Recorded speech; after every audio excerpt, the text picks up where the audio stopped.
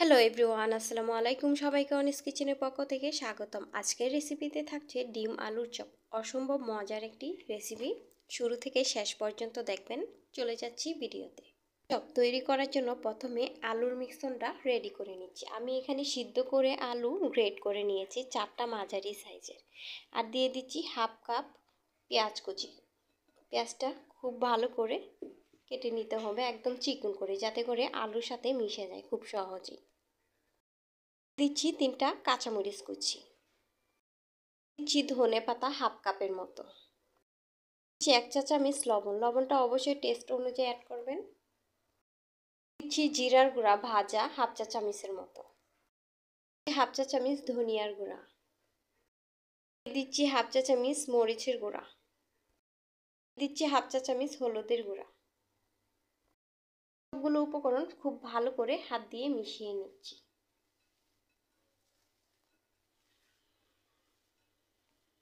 খুব ভালো করে মিশিয়ে নিতে হবে, যাতে করে আলুর সঙ্গে খুব ভালো করে মিশে যায়।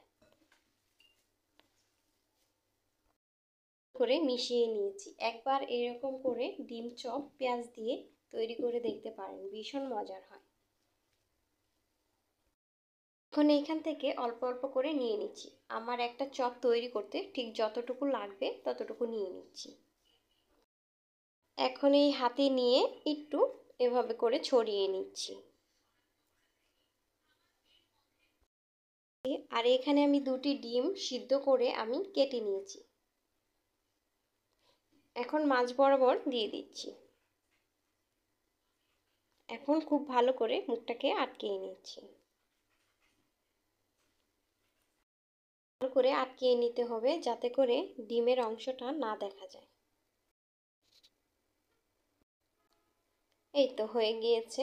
এভাবে করে একটা তৈরি করে নিয়েছি, বাকিগুলো এভাবে করেই তৈরি করে নেব। চপ হয়ে গিয়েছে। এখন এটার জন্য একটা মিক্সচার রেডি করে নিচ্ছি। নিচ্ছি হাফ কাপ আটা। এখানে চাইলে আটা অথবা ময়দা বা বেসনটাও অ্যাড করতে পারেন। সামান্য লবণ, নিচ্ছি পানি। পানিটা দিয়ে ঘন একটি মিশ্রণ তৈরি করে নেব। এখন মিশ্রণটা একদম রেডি। মোটামুটি ঘন করে মিশ্রণটা তৈরি করে নিয়েছি। এখন এখান থেকে একটা চপ নিয়ে ডিপ করে নিচ্ছি।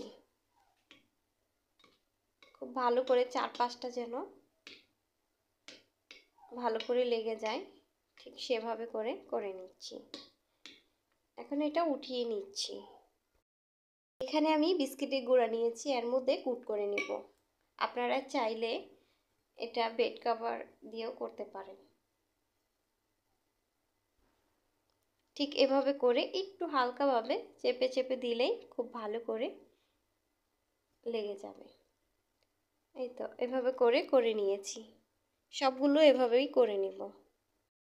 এভাবে সবগুলো চপ তৈরি করে নিয়েছি। এখন এগুলো ভেজে নিব।